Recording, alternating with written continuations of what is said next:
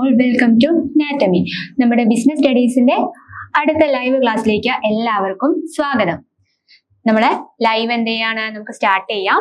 Business studies ആണ്. നിങ്ങൾ എന്ത് ചെയ്യുക, കൃത്യമായിട്ട് ഇതുവരെ എങ്ങനെയാണോ ക്ലാസ്സിലിരുന്നത് അതുപോലെ തന്നെ ബുക്കും പെന്നൊക്കെ ആയിട്ട് എന്ത് ചെയ്യുക, റെഡി ആയിട്ടിരിക്കുക.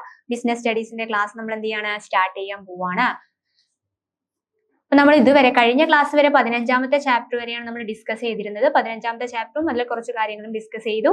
ഇനി നമുക്ക് ഇമ്പോർട്ടന്റ് ആയിട്ടുള്ള നമ്മുടെ 16ാമത്തെ ചാപ്റ്റർ എന്ത് ചെയ്യാം, ഡിസ്കസ് ചെയ്യാം. ഓക്കെ,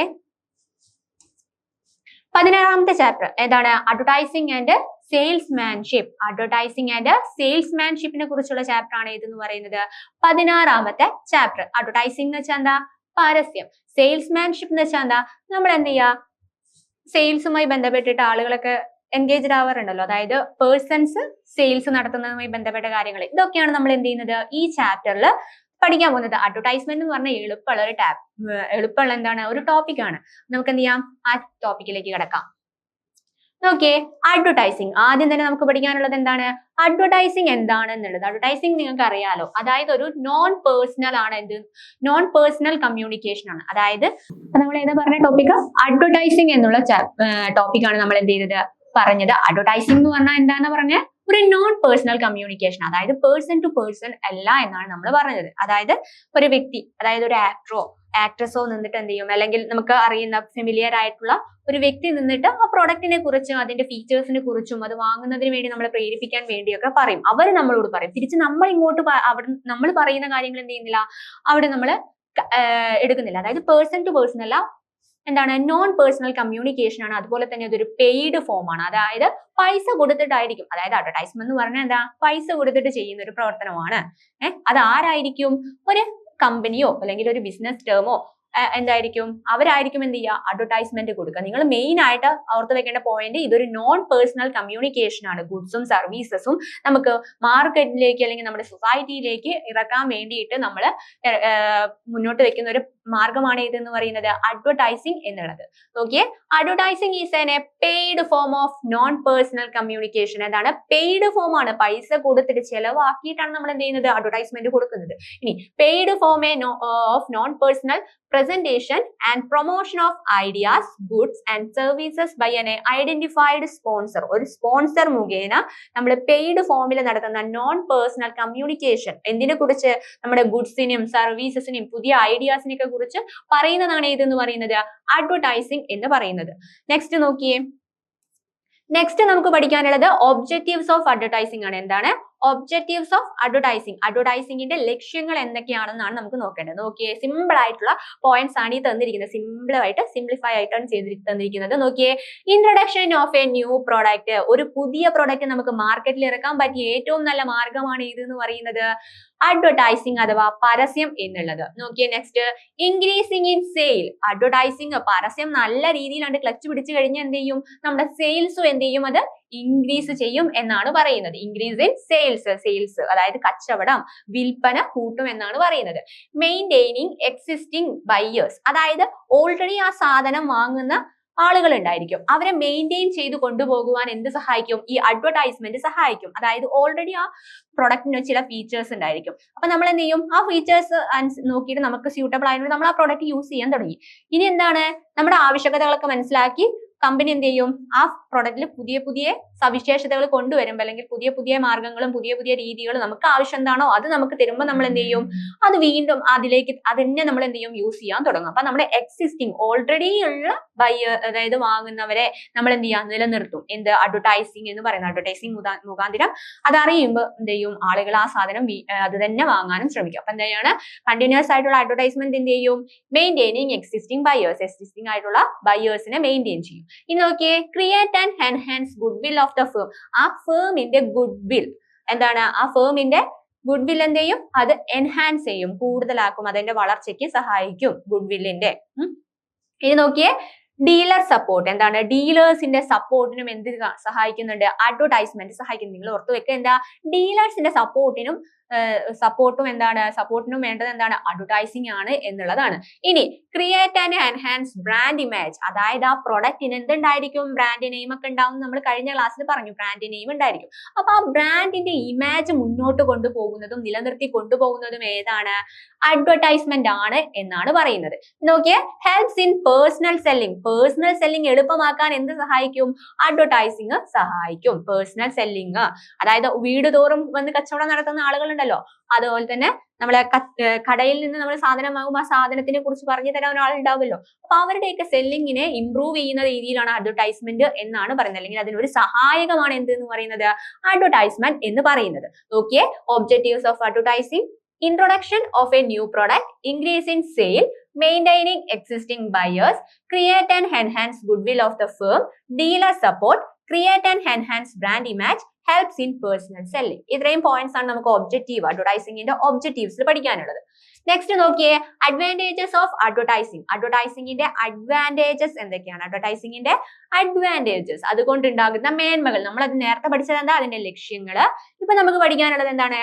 അതിന്റെ അഡ്വാൻറ്റേജസ്, ഗുണങ്ങൾ. അത് നമുക്ക് ആർക്കൊക്കെ അഡ്വർടൈസിംഗ്, അതായത് അഡ്വർടൈസിംഗിലൂടെ ആർക്കെല്ലാം ഗുണങ്ങൾ ഉണ്ട് എന്നാണ് നമ്മൾ നോക്കുന്നത്. ആ ബേസിലാണ് നമ്മൾ അതിന്റെ അഡ്വാൻറ്റേജസ് പറയുന്നത്. ഇവിടെ നോക്കിയേ, ബെനഫിറ്റ്സ് ടു മാനുഫാക്ചേഴ്സ്. എന്താണ് ബെനഫിറ്റ് ടു മാനുഫാക്ചേഴ്സ്? മാനുഫാക്ചേഴ്സിന്, അത് ഉണ്ടാക്കുന്ന ആളുകൾക്ക് എന്താണ് ഈ അഡ്വർടൈസിംഗ് കൊണ്ടുണ്ടാകുന്ന ബെനഫിറ്റ്, ഗുണങ്ങൾ എന്നാണ് ചോദിക്കുന്നത്. നിങ്ങൾക്ക് എക്സാക്ട് ഇതേപോലെ തന്നെ എന്ത് ചോദിക്കും?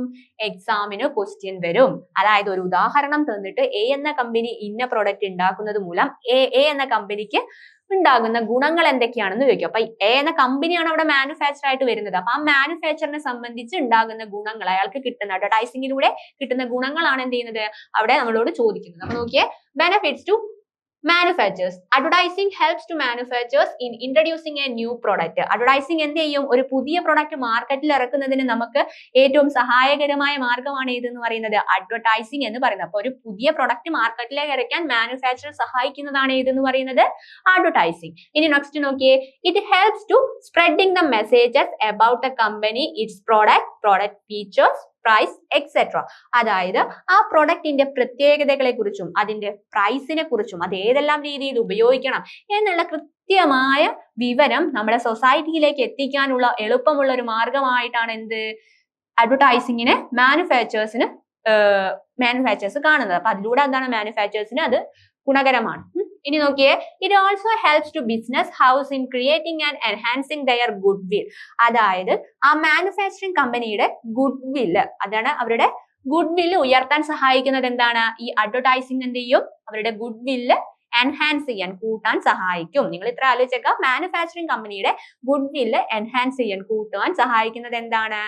നമ്മുടെ അഡ്വർടൈസിംഗ് ആണ്. പിന്നെയോ, it makes the job of sales persons easier. അതായത് അത് നേരിട്ട് കടയിൽ വിൽക്കുന്ന ആളുകൾക്ക് ആ പ്രൊഡക്റ്റിനെ കുറിച്ച് കുറേ വിശദീകരിച്ച് കൊടുക്കേണ്ട ആവശ്യമില്ല. ഈ അഡ്വർടൈസ്മെന്റിൽ തന്നെ അധികം മിക്ക കാര്യങ്ങളും പറയുന്നത് കൊണ്ട് തന്നെ സെയിൽസ് പേഴ്സന്റെ വർക്ക് എന്ത് ചെയ്യും? ഇത് കുറച്ചു കൊടുക്കും അഡ്വർടൈസിംഗ്. അപ്പം മാനുഫാക്ചറിംഗിനെ സംബന്ധിച്ചിടത്തോളം, മാനുഫാക്ചറിംഗ് കമ്പനി അല്ലെങ്കിൽ മാനുഫാക്ചേഴ്സിനെ സംബന്ധിച്ച് അഡ്വർടൈസ്മെന്റ് നൽകുന്ന ഗുണങ്ങളാണ് ഇപ്പൊ നമ്മൾ പറഞ്ഞിട്ടുള്ളത്.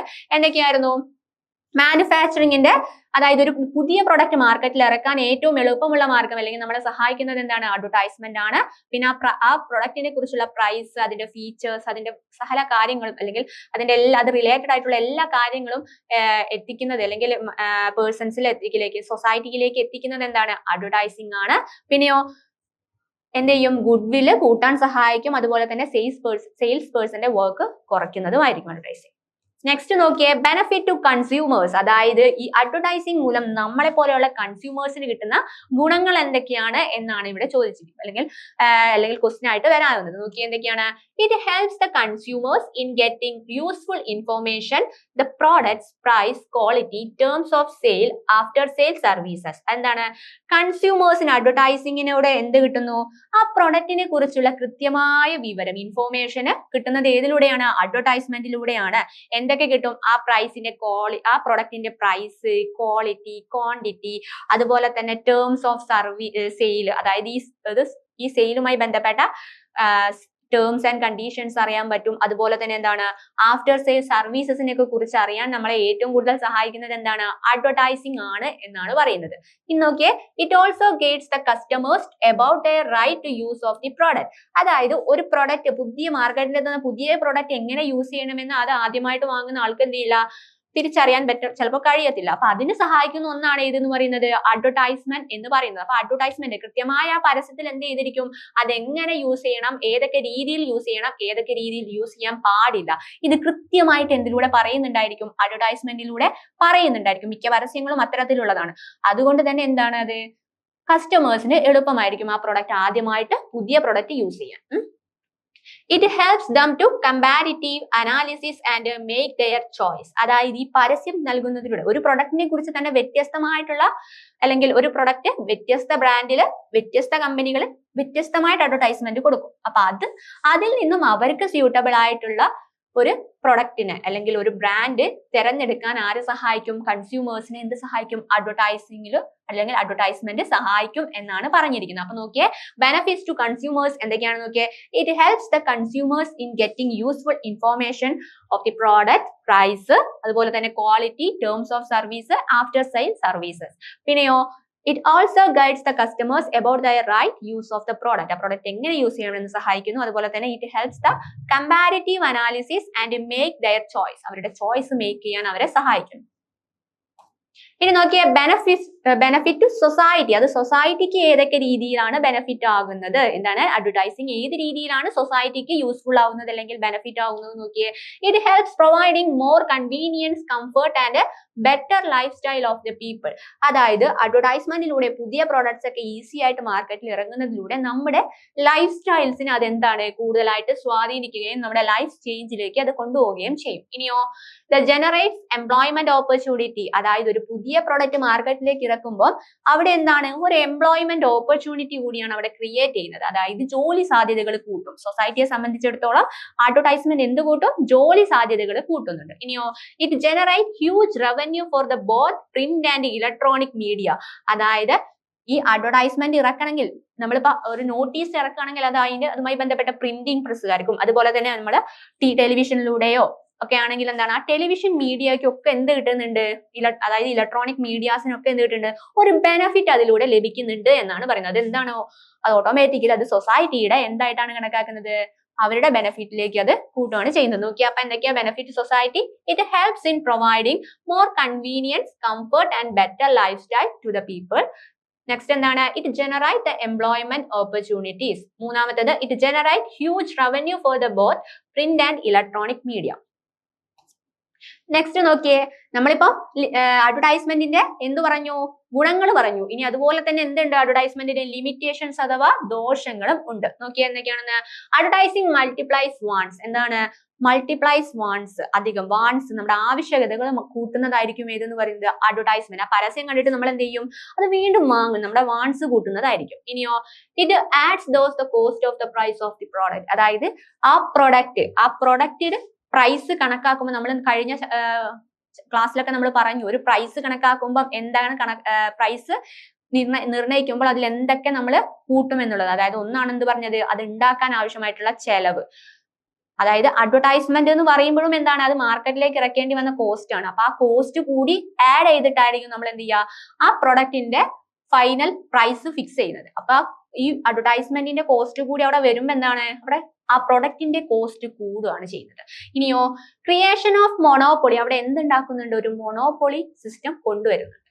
ഇനി it may effect the value system of the society. ഒരു പക്ഷെ അത് എന്ത് ചെയ്യാം, സൊസൈറ്റിയുടെ വാല്യൂ സിസ്റ്റത്തിനെ എഫക്ട് ചെയ്യാം എന്നാണ് പറയുന്നത്. അഡ്വർടൈസ്മെന്റ് എന്ത് ചെയ്യാം, സൊസൈറ്റിയുടെ വാല്യൂ സിസ്റ്റത്തിനെ എഫക്ട് ചെയ്യും. Then motivation for wrong or dangerous deeds.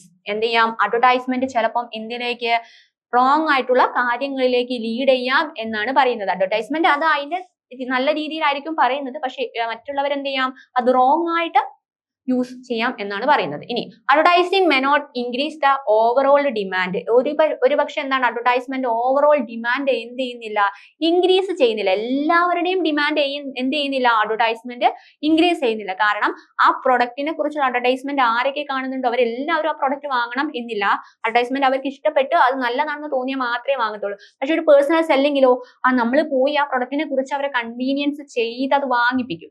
പക്ഷെ ഇവിടെ എന്തില്ല, ഓവറോൾ ഡിമാൻഡ് അവിടെ കൂട്ടുന്നില്ല, ചോദനം കൂട്ടുന്നില്ല എന്നാണ് പറയുന്നത്. ഇനി വൺ വേ കമ്മ്യൂണിക്കേഷൻ ആണ്. അതായത് ഞാൻ പറഞ്ഞു അഡ്വർടൈസ്മെന്റ് ആദ്യം തന്നെ പറഞ്ഞപ്പോൾ എന്താണ്, നോൺ പേഴ്സണൽ കമ്മ്യൂണിക്കേഷൻ ആണെന്ന് പറഞ്ഞു. അതായത് എന്താണ്, നമ്മൾ പരസ്യത്തിൽ ഈ കാര്യങ്ങൾ ഇങ്ങനെ നമ്മൾ പറഞ്ഞു കൊടുക്കും. ആ പ്രൈസിന്, ആ പ്രൊഡക്റ്റിന്റെ പ്രൈസും അതിന്റെ ഫീച്ചേഴ്സും ഒക്കെ നമ്മൾ ഇങ്ങനെ പറഞ്ഞു കൊടുക്കും. പക്ഷെ അത് കാണുന്ന, അത് ആ വീട്ടിലിരുന്നാണോ അത് ഫോൺ യൂസ് ചെയ്താണോ ആ പരസ്യം കാണുന്ന ആളുടെ തിരിച്ചുള്ള മറുപടി, ഫീഡ്ബാക്ക് നമുക്ക് എന്ത് ചെയ്യുന്നില്ല, കിട്ടുന്നില്ല. അവിടെ ഒരൊറ്റ പേഴ്സന്റെ കമ്മ്യൂണിക്കേഷൻ മാത്രമാണ് അവിടെ നടക്കുന്നത്. അതുകൊണ്ടാണ് അത് എന്തെന്ന് പറയുന്നത്, വൺ വേ കമ്മ്യൂണിക്കേഷൻ എന്ന് പറയുന്നത്. ഇതാണ് എന്തെന്ന് പറയുന്നത്, അഡ്വർടൈസ്മെന്റിന്റെ ലിമിറ്റേഷൻസ് എന്ന് പറയുന്നത്. ഇനി നോക്കിയേ, മീഡിയ ഓഫ് അഡ്വർടൈസിങ്. നമുക്ക് ഏതൊക്കെ രീതിയിലൂടെ പരസ്യങ്ങൾ കൊടുക്കാം എന്നാണ് ചോദിച്ചിട്ടത്. ഇത് ആൻസർ എളുപ്പമുള്ള ക്വസ്റ്റ്യനും ആൻസറുമായി തീരുമല്ലോ. നോക്കിയേ എന്തൊക്കെയാ, നമ്മൾ ഏതിലൂടെയൊക്കെ പരസ്യങ്ങൾ കാണാറ്, ന്യൂസ് പേപ്പേഴ്സിലൂടെ, ടെലിവിഷനിലൂടെ, റേഡിയോയിലൂടെ, magazines and journals, films, outdoor advertising. News paper, പണ്ട് കാലത്ത് ന്യൂസ് പേപ്പേഴ്സിലൂടെയാണെന്ന്, ഇപ്പൊ എന്താണ് നമ്മളെ ഫോൺ മീഡിയാസ് യൂസ് ചെയ്തിട്ടാണ്, അതായത് ഫോണും വേറെ മീഡിയാസ് ഒക്കെ യൂസ് ചെയ്തിട്ടാണ് പരസ്യം വരുന്നത്. ന്യൂസ് പേപ്പേഴ്സ് വായിക്കുന്നവർ ഇപ്പൊ എന്താണ് കുറഞ്ഞു വരുവാണ്. ഇനി ടെലിവിഷൻ കൂടുതലായിട്ടുണ്ടായിരിക്കും. ഇനി radio, magazines and journals, films, outdoor advertising. ഇത് എളുപ്പമുള്ള ടോപ്പിക്കാണ്. നിങ്ങൾക്ക് സാധാ ഒന്ന് വായിച്ചാൽ എഴുതാൻ പറ്റുന്ന തരത്തിലുള്ളതാണ് എന്തെന്ന് പറയുന്നത് ഇത്തരത്തിലുള്ള ക്വസ്റ്റ്യൻസ് ഒക്കെ വരാൻ നിങ്ങൾ നോക്കുക. ഇനി നെക്സ്റ്റ് എന്ന് പറയുന്നത് ഇമ്പോർട്ടൻസ് ഓഫ് സെയിൽസ്മാൻഷിപ്പ്. സെയിൽസ്മാൻഷിപ്പിന്റെ ഇമ്പോർട്ടൻസ്, ആവശ്യകതകളാണ്, അല്ലെങ്കിൽ അതിന്റെ പ്രാധാന്യം എത്രത്തോളം ഉണ്ട് എന്നാണ് ചോദിച്ചിട്ടുള്ളത്. ഒരു ക്വസ്റ്റ്യൻ വന്നിരിക്കുന്നത്. നോക്കിയേ, ബെനഫിറ്റ്സ് ടു, അതിലും എന്തുണ്ട്, കൺസ്യൂമേഴ്സിന്റെ ബെനഫിറ്റും മാനുഫാക്ചറുടെ ബെനഫിറ്റും സൊസൈറ്റിയുടെ ബെനഫിറ്റും നമ്മൾ എന്ത് ചെയ്യുന്നുണ്ട്, നോക്കുന്നുണ്ട്. അപ്പം സെയിൽസ്മാൻഷിപ്പിലൂടെ കൺസ്യൂമേഴ്സിന് കിട്ടുന്ന ബെനഫിറ്റ്, ഗുണങ്ങൾ എന്തൊക്കെയാണെന്ന് നോക്കിയാലോ. A sale person act as a friend and a guide to the consumer. അതായത് ഈ സെയിൽസ്മാൻഷിപ്പിൽ എന്താണ്, ഒരു സെയിൽസ്മാൻ അവിടെ ഉണ്ടായിരിക്കും. അപ്പൊ അയാൾ എന്ത് ചെയ്യും, നമ്മളോട് ആ പ്രൊഡക്റ്റിനെ കുറിച്ചുള്ള കൃത്യമായ വിവരങ്ങൾ ഗൈഡ് ചെയ്ത് നമുക്ക് തരും. അതായത് ഇന്ന രീതിയിൽ അത് യൂസ് ചെയ്യണം, നിങ്ങൾ ഈ രീതിയിൽ അത് ഉപയോഗിച്ചാൽ എന്ത് ചെയ്യും, ഇത് ഈ പ്രൊഡക്റ്റിനെ സംബന്ധിച്ചിടത്തോളം അതിന് ദോഷം വരുത്തും, അതിന്റെ എന്ത് ചെയ്യും, അതിന്റെ വാലിഡിറ്റി അല്ലെങ്കിൽ അതിന്റെ എന്താണ്, അത് യൂസ് ചെയ്യുന്ന പീരീഡ് കുറയ്ക്കും. അതായത് നിങ്ങൾ എന്ത് ചെയ്യണം, കൃത്യമായ രീതിയിൽ, ഇപ്പൊ ഫോണൊക്കെ വാങ്ങുവാണെങ്കിൽ നിങ്ങൾ ഇത്ര ടൈം എന്ത് ചെയ്താൽ മതി, ചാർജ് ചെയ്താൽ മതി, ഇത്ര പെർസെന്റേജ് ചാർജ് ചെയ്താൽ മതി, ഹീറ്റ് ആവരുത്, അങ്ങനെ കൃത്യമായിട്ടുള്ള ഗൈഡൻസ് നമുക്ക് തരും. അതായത് ഒരു സെയിൽസ്മാൻഷിപ്പില് സെയിൽസ് പേഴ്സൺ എന്ത് ചെയ്യും, നമുക്ക് കൃത്യമായ ഒരു ഗൈഡൻസ് നൽകും. ഇനിയോ, by making conversation with the salesperson, the customer get help in identify the product of his need and the price range that suit him. അതായത് ഒരു അഡ്വർടൈസ്മെന്റിൽ എന്ത് ചെയ്യും, ആ പ്രൊഡക്റ്റിനെ കുറിച്ചുള്ള എല്ലാ കാര്യങ്ങളും പറയുകയും ചെയ്യും, പ്രൈസ് ഒക്കെ പറയുകയും ചെയ്യും. പക്ഷെ നമുക്ക് അഫോർഡബിൾ ആയിട്ടുള്ള, നമ്മൾക്ക് യോജിച്ച ഒരു പ്രൈസിന് ആ സാധനം കിട്ടുമെന്ന് നമുക്ക് എന്ത് ചെയ്യാൻ പറ്റില്ല, പെട്ടെന്ന് അഡ്വർടൈസ്മെന്റിലൂടെ തിരിച്ചറിയാൻ പറ്റത്തില്ല. അപ്പൊ ഒരു സെയിൽസ്മാൻഷിപ്പിൽ എന്താണ്, ആ സെയിൽസ് പേഴ്സണെ നമ്മൾ സമീപിക്കും. എനിക്ക് ഇന്നൊരു പ്രൊഡക്റ്റ് ആണ് വേണ്ടത്, അതായത് എനിക്ക് ഒരു മൊബൈൽ ഫോൺ വേണം, പക്ഷെ അതിന്റെ റേഞ്ച് എന്ന് പറയുന്നത് ഒരു 15ന്റെ ഉള്ളിൽ വേണം, 15,000ന്റെ ഉള്ളിൽ വേണ്ട ഒരു ഫോണാണ് വേണ്ടത്. അപ്പൊ ഏത് കമ്പനിയുടെയാണ്, അത്ര നല്ലതായിട്ടുള്ള ഫോൺ ഏതാന്ന് ഒക്കെ കൃത്യമായിട്ട് നമ്മളെ ആരെ സമീപിച്ചാൽ കിട്ടും, ആ ഇൻഫോർമേഷൻ സെയിൽസ് പേഴ്സണെ സമീപിച്ചാൽ കിട്ടും. അപ്പൊ സെയിൽസ്മാൻഷിപ്പ് എന്ന് പറയുന്നത് എന്താണ്, നമുക്ക് എന്താണ്, കസ്റ്റമേഴ്സിനെ ഹെൽപ്പ് ചെയ്യുന്ന ഒരു മെയിൻ ആയിട്ടുള്ള കാര്യമാണ്. അയാളുടെ എന്താണോ അയാൾക്ക് വേണ്ടത് അത് തിരിച്ചറിഞ്ഞ് നമുക്ക് ഹെൽപ്പ് ചെയ്യുന്നതാണ് എന്തെന്ന് പറയുന്നത്, സെയിൽസ്മാൻഷിപ്പ് എന്ന് പറയുന്നത്. ഇനി the salesperson also provide information about the necessary after services to the customers. അതായത് നമ്മൾ ആ ഫോൺ വാങ്ങി എന്ന് വിചാരിക്കുക. അപ്പൊ ആ ഫോൺ വാങ്ങി കഴിഞ്ഞാൽ നിങ്ങൾക്ക് എന്താണ്, ഇത് ഒരു വർഷത്തിനുള്ളിൽ ഇതിന് എന്തെങ്കിലും കേടുപാടുകൾ, അതായത് ഞങ്ങളുടെ ഇതെന്ന് വരുവാണെങ്കിൽ ഞങ്ങൾ എന്ത് ചെയ്യും, ഇതിന് ഇത്ര ഒരു വർഷം വാറണ്ടി ഉണ്ട്, നിങ്ങൾക്ക് എന്ത് ചെയ്യും, ആഫ്റ്റർ സർവീസസ് ഞങ്ങൾ പ്രൊവൈഡ് ചെയ്യുന്നതാണെന്നുള്ളത് എല്ലായിടത്തും കേൾക്കുന്നത്. അപ്പൊ ആഫ്റ്റർ സർവീസ് ഉണ്ടോ, പക്ഷെ ചിലപ്പോൾ എന്താ അഡ്വർടൈസ്മെന്റിലൂടെ കൊടുക്കുമ്പോൾ നമുക്ക് അറിയില്ല ആഫ്റ്റർ സർവീസ് ഉണ്ടോ ഇല്ലയോ. പക്ഷെ ഒരു സെയിൽസ് പേഴ്സണെ സമീപിക്കും, ഇതൊക്കെ നമുക്ക് എന്ത് ചെയ്യാൻ പറ്റും, കൃത്യമായിട്ട് അറിയാൻ പറ്റും. നോക്കിയേ, the salesperson explain to the customers the use and the operational aspects of the product. അതായത് ആ സെയിൽസ് പേഴ്സൺ കൃത്യമായിട്ട് ആ പ്രൊഡക്റ്റ് എങ്ങനെ നമ്മൾക്ക് ഓപ്പറേറ്റ് ചെയ്യണം എന്നുള്ള ഇൻഫോർമേഷൻസ് പ്രൊവൈഡ് ചെയ്തിരിക്കും എന്നാണ് പറയുന്നത്. ഇത് എളുപ്പമല്ല. സാധാ നമ്മുടെ ചുറ്റുപാട് കാണുന്ന ഒരു ചോദ്യങ്ങളാണ്. അല്ലെങ്കിൽ അഡ്വർടൈസ്മെന്റും സെയിൽസ്മാൻഷിപ്പ് ഒക്കെ നമുക്ക് സാധാ അറിയുന്ന ഒരു കാര്യമാണ് തന്നെയാണ് ഇവിടെ ചോദിക്കുന്നത്. നിങ്ങൾ എന്ത് ചെയ്യാം, ഇപ്പൊ അഡ്വർടൈസ്മെന്റിന്റെ ചോദ്യം വരുമ്പോൾ നിങ്ങളിപ്പോ ഒരു അഡ്വർടൈസ്മെന്റ് കൊടുക്കുവാണെങ്കിൽ അപ്പൊ മാനുഫാക്ചറെ സംബന്ധിച്ചിടത്തോളം ബെനിഫിറ്റ് എന്താണെന്ന് വെച്ചാൽ നിങ്ങൾ ആ ഒരു മാനുഫാക്ചർ ആയിട്ട് മാറിയിട്ട് നിങ്ങൾക്ക് എന്തൊക്കെ അഡ്വർടൈസ്മെന്റിലൂടെ ഗുണങ്ങൾ കിട്ടുമെന്ന് എന്ത് ചെയ്യുക, ചിന്തിച്ച് നോക്കിയിട്ട് അങ്ങനെ പോയിന്റ്സ് എഴുതാൻ ശ്രമിക്കുക. ഇനി കസ്റ്റമേഴ്സ്, നിങ്ങളൊരു കസ്റ്റമേഴ്സ് ആവുകയാണെങ്കിൽ, കസ്റ്റമർ ആണെങ്കിൽ നിങ്ങൾക്ക് ആ പരസ്യം കാണുന്നതിലൂടെ എന്തൊക്കെ ഗുണങ്ങൾ ഉണ്ടായിരിക്കും ആ പോയിന്റ്സ് അവിടെ എഴുതി വെച്ചാൽ മതി. അതിന് സഹായിക്കുന്ന ചെറിയ ചെറിയ പോയിന്റ്സ് ആണ് നമ്മൾ നൽകുന്നത്. നിങ്ങൾ എന്ത് ചെയ്യുക, അത്ര സിമ്പിൾ ആണ് നമുക്ക് ഈ പഠിക്കാനുള്ളത്. നമ്മുടെ ചുറ്റുപാട് നടക്കുന്ന കാര്യങ്ങൾ തന്നെയാണ് നമുക്ക് എന്ത് ചെയ്യാൻ പറ്റുള്ളത്, പഠിക്കാനുള്ളത്. ഇനി നോക്കിയാൽ ബെനിഫിറ്റ്സ് ടു ബിസിനസ്. അത് നമ്മൾ നേരത്തെ കസ്റ്റമേഴ്സിന്റെ ഗുണങ്ങൾ പറയും, ഈ ബിസിനസിന് അത് എത്രത്തോളം ബെനിഫിറ്റ് ആണ്, ഗുണം നോക്കിയേ. Salesmanship helps to business to increase its sales. അതായത് ഒന്നാമത്തെ എന്താണ്, സെയിൽസ്മാൻഷിപ്പ് എന്ത് ചെയ്യും, സെയിൽസ് ഇൻക്രീസ് ചെയ്യും. അഡ്വർടൈസ്മെന്റ് എന്ത് ചെയ്യും, സെയിൽസ് കൂട്ടുന്നതാണ്. സെയിൽസ്മാൻഷിപ്പ് എന്താണ്, സെയിൽസ് കൂട്ടുന്നതാണ്. ഇനി നോക്കിയേ, identification of the new customers and persuade them to the buy can be done effectively through the personal selling. അതായത് ഒരാൾക്ക് ഒരു സാധനം വാങ്ങണമെന്നുണ്ട്, ഇപ്പൊ എന്താണ്, ഒരു വാഷിംഗ് മെഷീൻ വാങ്ങണമെന്നുണ്ട്, പക്ഷെ അയാൾക്ക് അതിനെ കുറിച്ചൊരു വിവരം കൃത്യമായിട്ടില്ല. പരസ്യം കണ്ടിട്ടൊക്കെയാണ് അയാൾ വന്നത്, പക്ഷെ അയാൾക്ക് കൃത്യമായി എന്ത് വാങ്ങണം, ഏത് ബ്രാൻഡാ വാങ്ങണം എന്നൊന്നും അറിയത്തില്ല. അപ്പൊ നമ്മുടെ കടയിലേക്ക് വന്ന് കയറുമ്പോൾ, ഒരു പുതിയ ഇലക്ട്രോണിക് കമ്പനിയിലേക്ക് കടയിലേക്ക് കയറുമ്പോൾ തന്നെ എന്ത് ചെയ്യും, ഒരാളുണ്ടായിരിക്കും അവിടെ. അപ്പൊ എന്താണ്, ഒരു സെയിൽസ് പേഴ്സൺ വന്നിട്ട് നമ്മൾ എന്ത് ചെയ്യും, വെൽക്കം ചെയ്യും. എന്നിട്ട് ആ പ്രൊഡക്റ്റിനെ കുറിച്ച് കൃത്യമായ നിങ്ങൾക്ക് നമ്മൾ എന്ത് ചെയ്യും, സ്വാഗതം ചെയ്ത് കഴിഞ്ഞ് നമുക്കൊരു കൂളാവാൻ വേണ്ടിയിട്ട് എന്തെങ്കിലും ഒരു പാനീയൊക്കെ തന്നിട്ട് നമുക്ക് എന്ത് ചെയ്യും, നമ്മൾക്ക് എന്താ വേണ്ടത്, നിങ്ങൾക്ക് എന്താണ്, ഏത് പ്രൊഡക്റ്റ് ആണ് വേണ്ടത്, ഈ എത്ര വിലയുടെ ഉള്ളിലുള്ളതാണ് വേണ്ടത് എന്നൊക്കെ ചോദിച്ച് നമ്മളോട് ചോദിച്ച് മനസ്സിലാക്കിയിട്ട് എന്ത് ചെയ്യും, അയാൾ ആ ഇൻഫോർമേഷൻസ് നമുക്ക് തരുന്നതായിരിക്കും. അപ്പൊ എന്താണ്, ഐഡന്റിഫിക്കേഷൻ, ന്യൂ കസ്റ്റമേഴ്സിനെ തിരിച്ചറിയാനും അതിനനുസരിച്ച് കാര്യങ്ങൾ മെയിൻറ്റെയിൻ ചെയ്യാനും ആർക്കറിയാം, സെയിൽസ്മാൻ അറിയാം. ഇതെന്ത് ചെയ്യും, ബിസിനസ് ഇംപ്രൂവ് ചെയ്യും. ഇനിയോ, the sales person come direct contact with the customers. It help the businessman in planning for the right type of the product and introducing the necessary improvement in there.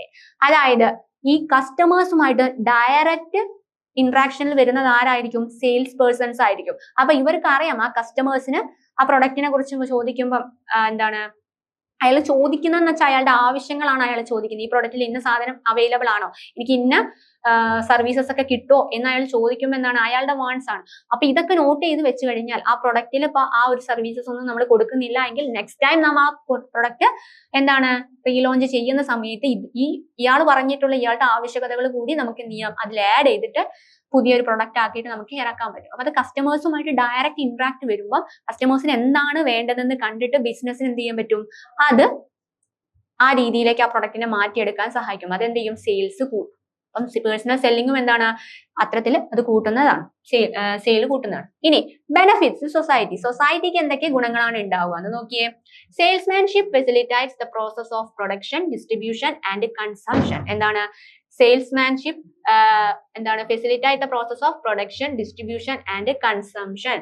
Salesmanship എന്തിനൊക്കെ സഹായിക്കുന്നുണ്ട്, പ്രൊഡക്ഷന്റെ പ്രോസസ്സിനും ഡിസ്ട്രിബ്യൂഷനും ഒക്കെ സഹായിക്കുന്നതാണ് ഏതെന്ന് പറയുന്നത്, നമ്മുടെ salesmanship എന്ന് പറയുന്നത്. Next പറയുന്നത് എന്താ, salesmanship helps in collecting market information, credit information, delivering goods and collecting payment. അതായത് സെയിൽസ്മാൻഷിപ്പിലൂടെ നമുക്ക് കറക്റ്റ് എല്ലാ കാര്യത്തിനെ കുറിച്ചുള്ള ഇൻഫോർമേഷൻസ് അവൈലബിൾ ആയിരിക്കും.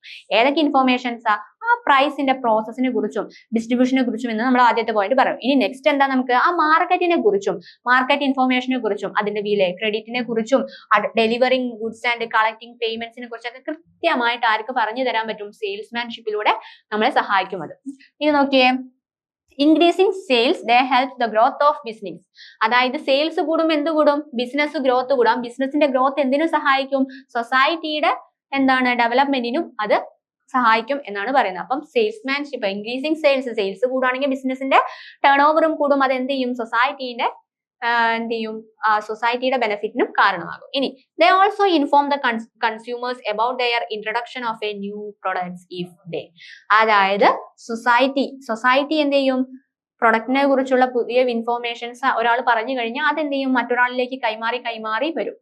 ഇതെന്ത് ചെയ്യും, ബിസിനസിന്റെ സെയിൽസ് കൂട്ടും. അതെന്ത് ചെയ്യും, സൊസൈറ്റിക്ക് ഗുണകരമാകും. ഇത്രയും പോയിന്റ്സ് ആണ് ഇതിൽ പഠിക്കാനുള്ളത്. നെക്സ്റ്റ് നോക്കിയേ, qualities of a good sales person. ഒരു ഗുഡ് സെയിൽസ് പേഴ്സണെ സംബന്ധിച്ച് അയാൾക്ക് വേണ്ട ഗുണങ്ങൾ എന്തൊക്കെയാണെന്ന് നമുക്ക് നോക്കാം. നമ്മളിപ്പോ ഒരു സെയിൽസ് പേഴ്സൺ ആവണമെങ്കിൽ അല്ലെങ്കിൽ നമ്മളൊരു കമ്പനി അടുത്താണ് നമ്മുടെ പ്രൊഡക്റ്റ് വിൽക്കുന്ന ആളുകൾക്ക് എന്തൊക്കെ ഗുണങ്ങൾ വേണ്ടി വരും എന്ന് ചിന്തിച്ചാൽ മതി. എന്തൊക്കെ ഗുണം വേണ്ടി വരും? ഗുഡ് പേഴ്സണാലിറ്റി ആയിരിക്കണം. അയാൾ ഒരു പക്ഷെ എന്തായിരിക്കണം? നല്ല ഗുഡ് പേഴ്സണാലിറ്റി കീപ്പ് ചെയ്യുന്ന വ്യക്തി ആയിരിക്കണം. ഇനിയോ മെന്റൽ ക്വാളിറ്റീസ്, അതായത് പ്രൊഡക്റ്റ് വിൽക്കാൻ പറ്റുന്ന ശേഷി, ഒരാൾ തിരിച്ചിങ്ങോട്ട് പറഞ്ഞാൽ അയാളോട് മറിച്ച് പറയാനുള്ള ഒരു എന്തുണ്ടായിരിക്കണം? കഴിവ് അയാൾക്ക് ഉണ്ടായിരിക്കണം. ഇനിയോ ഗുഡ് ബിഹേവിയർ, അതായത് ഒരു കൺസ്യൂമർ അല്ലെങ്കിൽ ഒരു കസ്റ്റമർ നമ്മുടെ കമ്പനിയിലേക്ക് വരുമ്പോൾ അല്ലെങ്കിൽ ആ ഷോപ്പിലേക്ക് വരുന്ന സമയത്ത് അയാളോട് നന്നായിട്ട് ബിഹേവ് ചെയ്യാൻ പറ്റുന്ന ഒരു ആളായിരിക്കണം എന്തെന്ന് പറയുന്നത് നമ്മൾ തിരഞ്ഞെടുക്കുന്ന സെയിൽസ് പേഴ്സൺ എന്ന് പറയുന്നത്. ഇനിയോ നോളജ്, കൃത്യമായിട്ട് ആ കാര്യങ്ങളെ കുറിച്ച് അറിവുള്ള ആളായിരിക്കണം. ആ പ്രൊഡക്റ്റിനെ കുറിച്ച് എന്ത് ചെയ്യണം? ആൾക്ക് A to Z കാര്യങ്ങൾ അറിഞ്ഞിരിക്കണം. അതിനാണ് നമ്മൾ എന്ത് ചെയ്യുന്നത്? ആദ്യമേ ആൾക്ക് എന്ത് ചെയ്യുന്നത്? ട്രെയിനിങ് ഒക്കെ പ്രൊവൈഡ് ചെയ്യുന്നത്. ഇനിയോ ability to communicate and persuade, അതായത് കമ്മ്യൂണിക്കേറ്റ് ചെയ്യാൻ, ആളുകളുമായിട്ട് ആശയവിനിമയം നടത്താനുള്ള ഒരു ശേഷി അയാൾക്ക് ഉണ്ടായിരിക്കണം. ഇനിയോ പെർസിസ്റ്റൻസ്, അയാൾക്ക് എന്ത് ചെയ്യണം? പെർസിസ്റ്റൻസ് ഉണ്ടായിരിക്കണം. ഇതൊക്കെയാണ് എന്തെന്ന് പറയുന്നത്? Qualities of a good salesman എന്ന് പറയുന്നത്. എന്തൊക്കെയായിരുന്നു? Good personality, mental qualities, good behaviour, knowledge, ability to communicate and persuade, persistence. ഇനി നോക്കിയേ, process of salesmanship. Process of salesmanship, സെയിൽസ്മാൻഷിപ്പിന്റെ പ്രോസസ് എന്താണ്? എന്താണ്? പ്രോസ്പെക്ടിങ്. എന്താണ് prospecting? Pre approach, approach, presentation and demonstration, answering the queries and their clarification, action or ending the process of sale, follow up. എന്തൊക്കെയാണ്? നിങ്ങളൊരു salesman ആണെങ്കിൽ എന്തൊക്കെയായിരിക്കും നിങ്ങൾ product വിൽക്കുന്നതിന് മുന്നേ ചെയ്യുക അല്ലെങ്കിൽ അതിന്റെ ഭാഗമായിട്ട് ചെയ്യാന്നാണ് ക്വസ്റ്റ്യൻ ചോദിച്ചിരിക്കുന്നത്. നോക്കിയേ, പ്രോസ്പെക്ടിങ് നമ്മൾ എന്ത് ചെയ്യും? പ്രതീക്ഷിക്കും. എന്തൊക്കെയാണ്? അതായത് നമ്മൾ ആദ്യമേ ഇതിന്റെ സെയിൽസ് ഇത്ര ടേൺ ഓവർ ഉണ്ടാവണം എന്നുള്ള ഒരു പ്രതീക്ഷ അല്ലെങ്കിൽ ഒരു ലക്ഷ്യത്തിന്റെ ബേസിൽ നമ്മൾ പോകും. ഇനിയോ പ്രീ അപ്രോച്ച് ചെയ്യും. അതായത് നമ്മളിപ്പോ ഒരാളെ കണ്ടു, ചേട്ടാ എനിക്ക് ഇങ്ങനെ ഒരു പുതിയ കട തുടങ്ങിയിട്ടുണ്ട്, നിങ്ങൾക്ക് എന്തെങ്കിലും ഇലക്ട്രോണിക് പരമായിട്ടുള്ള സാധനങ്ങളൊക്കെ വാങ്ങണമെങ്കിൽ നിങ്ങൾ നിന്റെ കടയിലേക്ക് വന്നാൽ നമ്മൾ എന്ത് ചെയ്യും? അതിനനുസരിച്ച് അഡ്ജസ്റ്റ്മെന്റ് ഒക്കെ ചെയ്തിട്ട് തരാവുന്നതാണ്. അങ്ങനെ ഒരു പ്രീ എന്ത് ചെയ്യും? അപ്രോച്ച് അവിടെ നടത്തും. ഇനി അത് കഴിഞ്ഞ നേരിട്ട് നമ്മൾ എന്ത് ചെയ്യും? അപ്രോച്ചിലേക്ക് കിടക്കും. അപ്പൊ അയാൾ പറയാണ്, ഒരു പക്ഷെ അയാൾ പറയാണ്, എനിക്കൊരു ഒരു ഫ്രിഡ്ജിന്റെ ആവശ്യം ഉണ്ടായിരുന്നു, പഴയ ഫ്രിഡ്ജ് കേടാണ്, അപ്പം പുതിയ ഫ്രിഡ്ജ് വാങ്ങണം എന്നുള്ളൊരു ആശയമുണ്ട്. അപ്പം എന്ത് ചെയ്യും? നമ്മളെ കടയിലേക്ക് പോകുന്നുള്ളൂ കേട്ടോ, നമ്മൾ എക്സ്ചേഞ്ച് ഓഫർ ഒക്കെ ഉണ്ട് എന്ന് പറഞ്ഞിട്ട് അയാളോട് എന്ത് ചെയ്യും? അയാൾ നേരിട്ട് അങ്ങോട്ട് എന്ത് ചെയ്യും? അപ്രോച്ച് ചെയ്യും. പിന്നെയോ പ്രസന്റേഷൻ ആൻഡ് ഡെമോൺസ്ട്രേഷൻ. പിന്നീട് അയാൾ എന്ത് പറയും? നമുക്ക് ഇത്തരത്തിലുള്ള ഇത്ര പ്രൈസിലുള്ള ഫ്രിഡ്ജ് ഒക്കെ അവൈലബിൾ ആണ്, അതിൽ ഇത്രത്തോളം ഫെസിലിറ്റീസ് ഒക്കെ ഉണ്ട് എന്ന് അയാൾ പറയും. അപ്പൊ ഡെമോൺസ്ട്രേഷൻ കൊടുക്കും ഇനി കൃത്യമായി. ഇനി answering the queries and their clarification, അതായത് ആ കസ്റ്റമറുടെ നിന്ന് എന്താണ് ചിലപ്പോൾ വാറണ്ടി ഉണ്ടോ, ആഫ്റ്റർ സർവീസസ് ഉണ്ടോ എന്നൊക്കെയുള്ള ക്വസ്റ്റ്യൻസ് വരാം. അപ്പൊ ആ ക്വറീസ്, അയാളുടെ ചോദ്യാവലികൾക്ക് ഉത്തരം നൽകാൻ പറ്റുന്നതായിരിക്കണം. ഉത്തരം നൽകുന്നതാണ് അടുത്ത സ്റ്റേജ് എന്ന് പറയുന്നത്. ഇനിയോ action or ending the process of sale. പിന്നെ എന്ത് ചെയ്യും? എന്നാ ചേട്ടാ നമുക്ക് എന്ത് ചെയ്യാം? കടയിൽ പോയിട്ട് സാധനം വാങ്ങാം, ബില്ലൊക്കെ എഴുതി തരാം, അങ്ങനെ എൻഡിങ് പ്രോസസ്സിലേക്ക് കിടക്കും. ഇനിയോ ഫോളോ അപ്പ്. അത് കഴിഞ്ഞാൽ എന്ത് ചെയ്യും? നമ്മൾ എന്ത് ചെയ്യും? എന്ത് ചെയ്യാം? Follow up. ചേട്ടാ നിങ്ങൾ കഴിഞ്ഞ ആഴ്ച ഇവിടുന്ന് സാധനം വാങ്ങിയിട്ടുണ്ടല്ലോ, പ്രോഡക്റ്റ് നന്നായിട്ട് വർക്ക് ചെയ്യുന്നില്ല, എന്തെങ്കിലും പ്രോബ്ലംസ് ഉണ്ടോ എന്നുള്ള രീതിയിൽ ഫോളോ അപ്പ് ചെയ്യാം. അതുപോലെ തന്നെ നിങ്ങൾക്ക് ഇനി ഈ പ്രൊഡക്റ്റിൽ എന്തൊക്കെ എക്സ്ട്രാ ആഡ് ചെയ്യണം, എന്തൊക്കെ ആവശ്യകതകളാണ് ഇനി വേണ്ടത് എന്നുള്ള രീതിയിലൊക്കെ നമുക്ക് എന്ത് ചെയ്യാം? ഫോളോ അപ്പും ചെയ്യാം. അപ്പൊ എന്തൊക്കെയാണ് പ്രോസസ് ഓഫ് സെയിൽസ്മാൻഷിപ്പ് എന്ന് പറയുന്നത്? Prospecting, pre approach, presentation and demonstration, answering the queries and their clarification, action or ending the process of sale, follow up. Next നമുക്ക് പറയാനുള്ളത് എന്താണ്? സെയിൽസ് പ്രൊമോഷൻ എന്താണെന്നാണ്. സെയിൽസ് പ്രൊമോഷൻ എന്താണ് എന്നുള്ളതാണ്. സെയിൽസ് പ്രൊമോഷൻ, സെയിൽസ് കൂട്ടാൻ വേണ്ടി നമുക്ക് എന്തൊക്കെ ചെയ്യാം നോക്കിയേ. Promotional activities other than advertising, salesmanship and publicity which helps the increasing the market demand of the product may be part of the sales promotion. അതായത് സെയിൽസ് പ്രൊമോഷന്റെ ഭാഗമായിട്ടാണ് നമ്മുടെ ആ പ്രൊഡക്റ്റിനെ കുറിച്ചുള്ള ഇൻഫോർമേഷൻസും കാര്യങ്ങളും അതുപോലെ തന്നെ കാര്യങ്ങളൊക്കെ ആളുകളിലേക്ക് എത്തുന്നത്. എങ്ങനെയൊക്കെയാണ്? അഡ്വർടൈസ്മെന്റിലൂടെ, സെല്ലിങ്ങിലൂടെ, പേഴ്സണൽ സെല്ലിങ്ങിലൂടെ, അതായത് നമ്മുടെ സെയിൽസ്മാൻഷിപ്പിലൂടെയും അതുപോലെ തന്നെ നമ്മളൊരു പബ്ലിസിറ്റി, ഇതിലൂടെ ഒക്കെയാണ് നമ്മൾ എന്ത് ചെയ്യുന്നത്? പ്രൊമോഷൻ വർക്ക് നടക്കുന്നത്. അതായത് ഈ അഡ്വർടൈസ്മെന്റും സെയിൽസ്മാൻഷിപ്പും അതുപോലെ തന്നെ എന്താണ് പബ്ലിസിറ്റി, ഈ കാര്യങ്ങളൊക്കെ ഉൾച്ചേർന്നതാണ് എന്തെന്ന് പറയുന്നത്? സെയിൽസ് പ്രൊമോഷൻ എന്ന് പറയുന്നത്. ഇത്രയേ ഉള്ളൂ ഇതിൽ. ഇനി നെക്സ്റ്റ് നോക്കിയേ, ടൂൾസ് യൂസ്ഡ് അൺസെയിൽസ് പ്രൊമോഷൻ. അതായത് നമ്മൾ സെയിൽസ് പ്രൊമോഷൻ അല്ലാത്ത രീതിയിൽ, അതായത് അഡ്വർടൈസ്മെന്റ് ആ മീഡിയയിലൂടെ അല്ലാതെ നമ്മൾ യൂസ് ചെയ്യുന്ന ടൂൾസ് എന്തൊക്കെയാണ്? പ്രൊമോഷന് വേണ്ടി സെയിൽസ് പ്രൊമോഷന് വേണ്ടിയിട്ട് യൂസ് ചെയ്യുന്ന കാര്യങ്ങൾ എന്തൊക്കെയാണെന്ന് നോക്കിയേ. ഡിസ്ട്രിബ്യൂഷൻ ഓഫ് ഫ്രീ സാമ്പിൾസ്, അതായത് ഫ്രീ സാമ്പിൾസ് കൊടുക്കുക. കഴിഞ്ഞ ചാപ്റ്ററിൽ നമ്മൾ എന്ത് ചെയ്തിരുന്നു, ആ ഫ്രീ സാമ്പിൾസിന്റെ ഇമ്പോർട്ടൻസിനെ കുറിച്ച് പറഞ്ഞിരുന്നു. ഫ്രീ സാമ്പിൾസ് കൊടുക്കുക. പിന്നെയോ ബോണസ് ഓഫർ കൊടുക്കും. ബോണസ് ഓഫർ കൊടുക്കും. ഒന്നെടുത്താൽ ഒന്ന് ഫ്രീ എന്നുള്ള രീതിയിലേക്കുള്ള ബോണസ് ഓഫർ തരും. ഇനിയോ പ്രൈസ് ഓഫ്, നിങ്ങൾക്ക് എന്ത് ചെയ്യാം, ഇത്ര തരത്തിൽ 80% വിലക്കിഴിവ് കൊടുക്കും, അങ്ങനെയൊക്കെ ഉണ്ടാവില്ല. അപ്പൊ പ്രൈസ് ഓഫ് കൊടുക്കുന്നുണ്ട്. ഇനി എക്സ്ചേഞ്ച് ഓഫർ, ഇത് നിങ്ങളുടെ പഴയ ഫ്രിഡ്ജ് കൊണ്ടുവന്നാൽ പുതിയ അതേ രീതിയിലുള്ള അതേ വിലക്കുള്ള ഫ്രിഡ്ജ് കൊടുക്കാം, അങ്ങനെയുള്ള എക്സ്ചേഞ്ച് ഓഫർ ഉണ്ടായിരിക്കും. ലാപ്ടോപ്പിന്റെ കേസിലൊക്കെ അത് കാണാറുണ്ട്. ഇനി നോക്കിയോ ഫെയർസ് ആൻഡ് എക്സിബിഷൻസ്, നമുക്ക് എന്ത് ചെയ്യാം, മേളകളും എക്സിബിഷൻസ് ഒക്കെ കണ്ടക്ട് ചെയ്തിട്ട് എന്ത് ചെയ്യാം, ആ പ്രൊഡക്റ്റിനെ കുറിച്ച് ഇൻഫോർമേഷൻസ് ആളുകളിലേക്ക് എത്തിക്കാൻ പറ്റും. ഇനിയോ ഫ്രീ ഓഫർ, ഓഫർ കൊടുത്തിട്ട് എന്ത് ചെയ്യാം, ആളുകളെ അട്രാക്ട് ചെയ്തിട്ട് നമുക്ക് ആ പ്രൊഡക്റ്റ് വിൽക്കാൻ പറ്റും. ഇനിയോ മണി റീഫണ്ട്, നിങ്ങൾ ഇത്ര രൂപയ്ക്ക് സാധനം, അതായത് 1000 രൂപയ്ക്ക് പർച്ചേസ് ചെയ്താൽ ഒരു 800 രൂപ വിലക്കിഴിവ്, അതായത് 200 രൂപ നമുക്ക് എന്ത് ചെയ്യും, ഫ്രീ ആയിട്ടുണ്ട്. അപ്പൊ അതുപോലെ തന്നെ മണി റീഫണ്ട് ഓഫർ തിരിച്ചു തരുന്നതായിരിക്കും എന്നുള്ള അത്തരത്തിലുള്ള മണി റീഫണ്ട് ഓഫർ ഉണ്ടായിരിക്കും. അപ്പൊ എന്തൊക്കെയാണ് ടൂൾസ് യൂസ് ചെയ്യുന്നത്, സെയിൽസ് പ്രൊമോഷൻ യൂസ് ചെയ്യുന്ന ടൂൾസ്, അല്ലെങ്കിൽ അൺസെയിൽ പ്രൊമോഷൻസിന്റെ എന്തൊക്കെയാണെന്ന് നോക്കിയാൽ distribution of free samples, bonus offer, price offer, exchange offer, fairs and exhibition, free offer, money refund offer. ഇനി നമുക്ക് പഠിക്കാനുള്ളത് 17ാമത്തെ ചാപ്റ്റർ ആണ്. ഏതാണ് 17ാമത്തെ ചാപ്റ്റർ. ഈ ചാപ്റ്റർ എന്ന് വെച്ചാൽ ഇമ്പോർട്ടന്റ് ചാപ്റ്റേഴ്സിലുള്ള ഒന്നല്ല. 15, 16 ദെൻ നമുക്ക് പഠിക്കാനുള്ള ഇമ്പോർട്ടന്റ് ചാപ്റ്റർ ഏതാണ്, 18ാമത്തെ ചാപ്റ്റർ ആണ്. 18ാമത്തെ ചാപ്റ്റർ. അപ്പൊ നമുക്ക് എന്തില്ല, 17ാമത്തെ ചാപ്റ്റർ അത്ര ഇമ്പോർട്ടൻസ് ഇല്ല, എങ്കിൽ കൂടി നമ്മൾ എന്ത് ചെയ്യുന്നുണ്ട്, ഈ ചാപ്റ്ററിനെ കുറിച്ച് ഒരു ചെറിയ ഇൻഫോർമേഷൻ നിങ്ങൾക്ക് നൽകുന്നുണ്ട്, അല്ലെങ്കിൽ കാര്യങ്ങൾ നിങ്ങൾക്ക് പറഞ്ഞുതരാം. നോക്കിയേ 17ാമത്തെ ചാപ്റ്റർ ആണ് ഏതെന്ന് പറയുന്നത് കൺസ്യൂമർ പ്രൊട്ടക്ഷൻ. എന്താണ് കൺസ്യൂമർ പ്രൊട്ടക്ഷൻ എന്ന് പറയുന്നത്? അതായത് നമ്മുടെ കൺസ്യൂമറെ സംബന്ധിച്ചിടത്തോളം, ഉപഭോക്താവിനെ സംബന്ധിച്ചിടത്തോളം അയാൾക്ക് ലഭിക്കേണ്ട ചില സംരക്ഷണ മാർഗങ്ങൾ ഉണ്ട്. അതായത് കൺസ്യൂമർ പ്രൊട്ടക്ഷൻ ആക്ടിനെ കുറിച്ചാണ് മെയിൻ ആയിട്ട് നമ്മൾക്ക് ഇവിടെ പറഞ്ഞു തരുന്നത്. ഒരു കൺസ്യൂമറായി നമ്മൾ അറിഞ്ഞിരിക്കേണ്ട കാര്യങ്ങളെ കുറിച്ചാണ് എന്ത് ചെയ്യുന്നത് ഈ ചാപ്റ്ററിൽ നമുക്ക് പഠിക്കാനുള്ളത്. നോക്കിയേ റൈറ്റ്സ് ഓഫ് ദ കൺസ്യൂമേഴ്സ്. ആദ്യം തന്നെ പറയുന്നത് എന്താണ്, ഒരു ഉപഭോക്താവിന് ലഭിക്കേണ്ട അല്ലെങ്കിൽ അയാളുടെ അവകാശങ്ങൾ എന്താണ്, ഒരു ഉപഭോക്താവിന്റെ അവകാശങ്ങൾ എന്താണ് എന്നുള്ളതാണ്. നോക്കി എന്തൊക്കെയാണ്, റൈറ്റ് ടു സേഫ്റ്റി, എന്താണ് സംരക്ഷണത്തിനുള്ള റൈറ്റ് ആർക്കുണ്ട്, അവകാശം ആർക്കുണ്ട്, നമ്മുടെ കൺസ്യൂമർ ഉപഭോക്താവിന് ഉണ്ട് എന്നാണ് പറയുന്നത്. റൈറ്റ് ടു സേഫ്റ്റി, അതായത് സേഫ്റ്റി ആയിട്ടുള്ള ഗുഡ്സും സാധനങ്ങളും, അതായത് അയാൾക്ക് ഹാർംഫുൾ ആവാത്ത പ്രൊഡക്റ്റ് യൂസ് ചെയ്യാനുള്ള അവകാശം അയാൾക്കുണ്ട്. അപ്പൊ എന്താണ് റൈറ്റ് ടു സേഫ്റ്റി. ഇനി എന്താണ്, അതായത് ആ പ്രൊഡക്റ്റിനെ കുറിച്ച് എന്തെങ്കിലും കേസസോ കാര്യങ്ങളൊക്കെ വരുമ്പോൾ അയാളെ സംരക്ഷിക്കപ്പെടാൻ അയാൾക്ക് എന്തുണ്ട്, അവകാശമുണ്ട്. ഇനിയോ റൈറ്റ് ടു ബി ഇൻഫോംഡ്, ഒരു പ്രൊഡക്റ്റിനെ കുറിച്ചുള്ള എല്ലാ കാര്യങ്ങളും അറിയാനുള്ള അവകാശം ആർക്കുണ്ട്, ഒരു കൺസ്യൂമറെ സംബന്ധിച്ച് അല്ലെങ്കിൽ എന്താണ് ഉപഭോക്താവിനെ സംബന്ധിച്ച് അയാൾക്ക് ഉണ്ട് എന്നാണ് പറയുന്നത്. ആ പ്രൊഡക്റ്റിന്റെ A to Z കാര്യങ്ങൾ അറിയാനുള്ള അവകാശം ആർക്കുണ്ട്, നമ്മുടെ ഉപഭോക്താവിന് ഉണ്ട്. ഇനി നോക്കിയേ റൈറ്റ് ടു ചൂസ്, അതായത് പ്രൊഡക്റ്റ് കുറേ എണ്ണം ഉണ്ട്, അതിന് ശരിയായ അയാൾക്ക് ആവശ്യമുള്ള പ്രൊഡക്റ്റ് തിരഞ്ഞെടുക്കാനുള്ള അവകാശം ആർക്കുണ്ട്, നമ്മുടെ ഉപഭോക്താവിനുണ്ട്. തിരഞ്ഞെടുക്കാനുള്ള അവകാശം അയാൾക്കുണ്ട്. സംരക്ഷിക്കപ്പെടാനുള്ള അവകാശമുണ്ട്. അതുപോലെ തന്നെ എന്താണ്, അറിയാനുള്ള അവകാശമുണ്ട്, തിരഞ്ഞെടുക്കാനുള്ള അവകാശമുണ്ട്. നെക്സ്റ്റ് എന്താ നമുക്ക് പഠിക്കാനുള്ളത്, റൈറ്റ് ടു ഹിയർഡ്, എന്താണ് കേൾക്കാനുള്ള അവകാശമുണ്ട് അല്ലെങ്കിൽ കേൾക്കപ്പെടാനുള്ള അവകാശമുണ്ട്. അതായത് ആ പ്രൊഡക്റ്റിനെ കുറിച്ചുള്ള കംപ്ലീറ്റ് ഇൻഫോർമേഷൻസ് അറിയാൻ കേൾക്കാനുള്ള അവകാശം അയാൾക്ക് ഉണ്ട്. അതുപോലെ തന്നെ എന്താണ്, തിരിച്ച് അയാൾക്ക് എന്തെങ്കിലും ആ പ്രൊഡക്റ്റിനെ കുറിച്ച് എന്തെങ്കിലും ഡിഫക്ട്സോ കാര്യങ്ങളോ അയാൾ യൂസ് ചെയ്തതിന്റെ ബേസിൽ ഉണ്ടെങ്കിൽ അയാളുടെ ആ പരാതിയെ കുറിച്ച് കേൾക്കാനുള്ള അവകാശം എന്തുണ്ട്, അയാൾക്ക് ഉണ്ട് എന്നാണ് പറയുന്നത്. ഇനിയോ റൈറ്റ് ടു സീക്ക് റിഡ്രസൽ, അയാൾക്ക് ആ സാധനം വേണ്ട എങ്കിൽ, റിഡ്രസൽ ഉണ്ട് എങ്കിൽ എന്ത് ചെയ്യാം, നമുക്ക് അത് പറയാനുള്ള അവകാശം എന്തുണ്ട്, ഒരു കൺസ്യൂമറെ സംബന്ധിച്ചെടുത്തിട്ടുണ്ട്.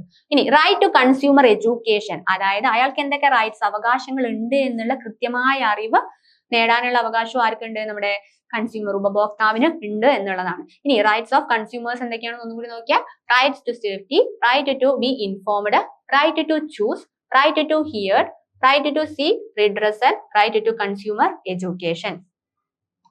നെക്സ്റ്റ് നമുക്ക് റെസ്പോൺസിബിലിറ്റി ഓഫ് കൺസ്യൂമേഴ്സ്, കൺസ്യൂമേഴ്സിന്റെ റെസ്പോൺസിബിലിറ്റീസ് എന്താണ് എന്നുള്ളതാണ് നെക്സ്റ്റ് നമുക്ക് നോക്കാനുള്ളത്. എന്തൊക്കെയാണ്, consumer must exercise his rights, അതായത് അയാൾക്ക് എന്താണ്, അയാളുടെ റൈറ്റ്സിനെ കുറിച്ചുള്ള കൃത്യമായ അറിവ് ഉണ്ടായിരിക്കണം അല്ലെങ്കിൽ അറിയാനുള്ള അവകാശം അയാൾക്കുണ്ട്. എന്തൊക്കെയാണ് അയാളുടെ അവകാശങ്ങൾ എന്ന് കൃത്യമായിട്ടുള്ള ഒരു ഇൻഫോർമേഷൻ കിട്ടാൻ ആർക്ക് അവകാശമുണ്ട്, കൺസ്യൂമർക്ക് ഉണ്ട് എന്നാണ് പറയുന്നത്. Consumer must exercise his rights എന്നാണ് പറയുന്നത്.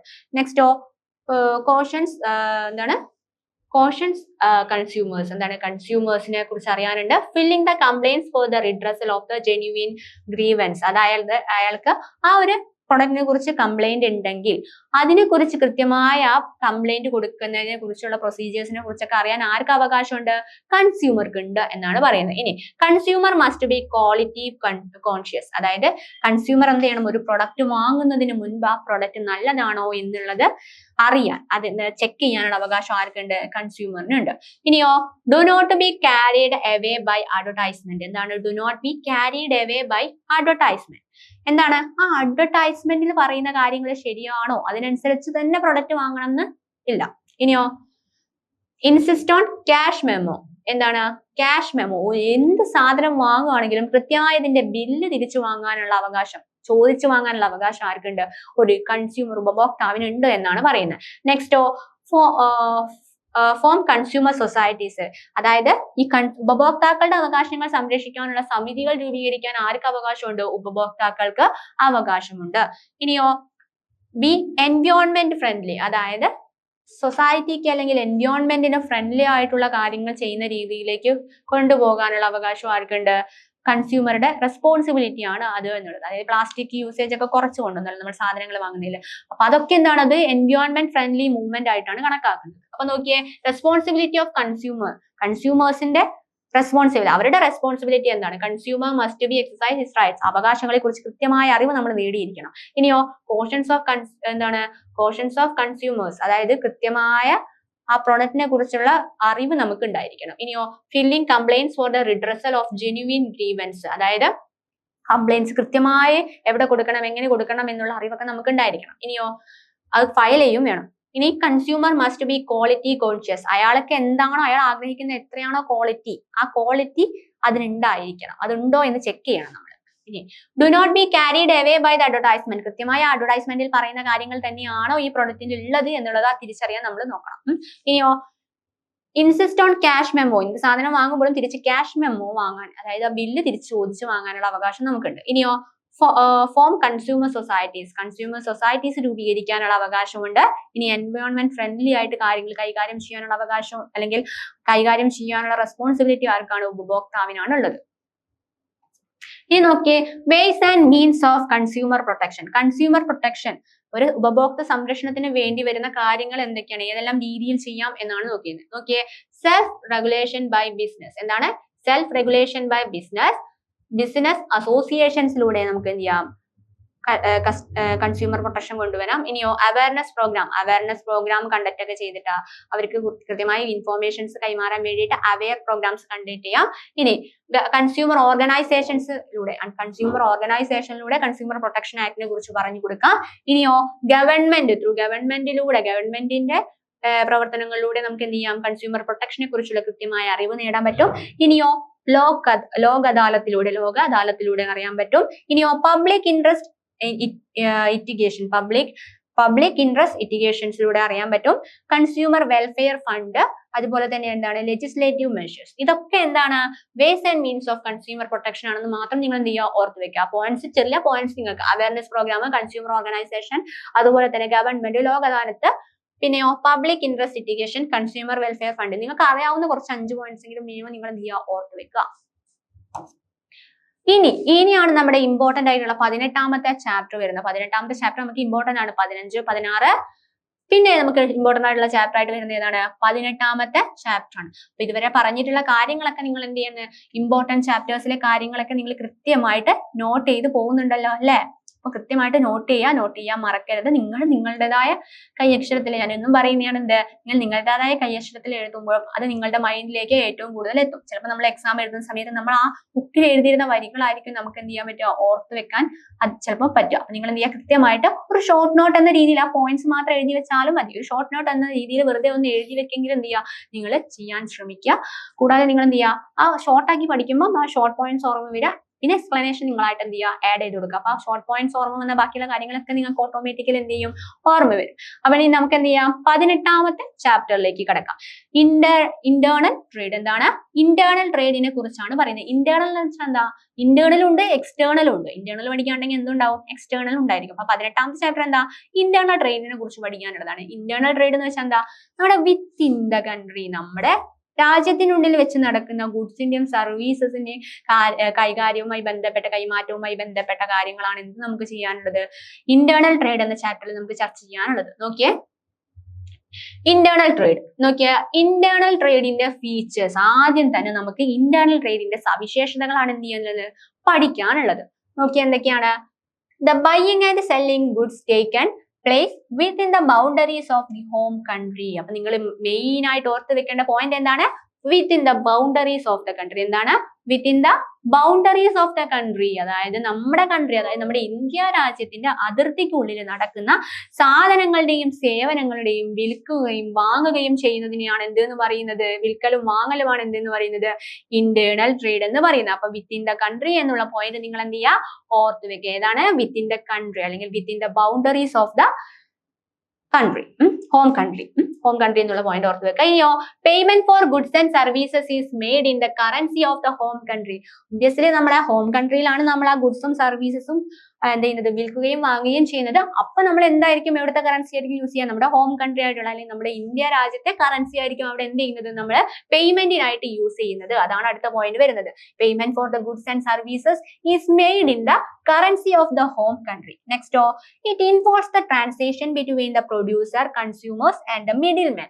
അതായത് ഈ പ്രൊഡ്യൂസറും എന്താണ്, ഉൽപാദകനും, കൺസ്യൂമർ ഉപഭോക്താവും, അതുപോലെ തന്നെ എന്താ, മിഡിൽ മാൻ, ഇവരൊക്കെ ചേരുന്നതാണ് എന്ത് എന്ന് പറയുന്നത്, ഒരു ഇന്റേണൽ ട്രേഡ് എന്ന് പറയുന്നത്. അപ്പൊ ഇന്റേണൽ ട്രേഡിൽ ആരൊക്കെ ഉൾപ്പെടുന്നുണ്ട്, ആരൊക്കെയാണ്, പ്രൊഡ്യൂസർ, കൺസ്യൂമർ, മിഡിൽ മാൻ. ഈ 3 പേര് ഉൾപ്പെടുന്നതാണ് എന്ത് എന്ന് പറയുന്നത്, നമ്മളെ ട്രേഡ് എന്ന് പറയുന്നത്. Nexto, it consist A distribution network of middle man and agencies engaged in the exchange of goods and service.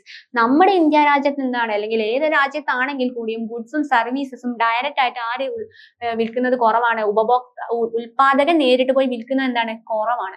അവിടെ ആരൊക്കെയാണ് വിൽപ്പന മുന്നോട്ട് കൊണ്ടുപോകുന്നത്, മിഡിൽ മാനും ഏജൻസീസും ആയിരിക്കും. അപ്പൊ ഈ മിഡിൽ മാനും ഏജൻസീസും എന്താണ്, ആ ട്രേഡ് മുന്നോട്ട് കൊണ്ടുപോകുന്നതിൽ ഇമ്പോർട്ടൻസ് ഉണ്ട് എന്നാണ് പറയുന്നത്. അവരാണ് അത് എന്ത് ചെയ്യുന്നത്, മുന്നോട്ട് കൊണ്ടുപോകുന്നത്. അപ്പൊ ഏതൊക്കെ പോയിന്റ്സ് ആണ്, ഇന്റേണൽ ട്രേഡ്.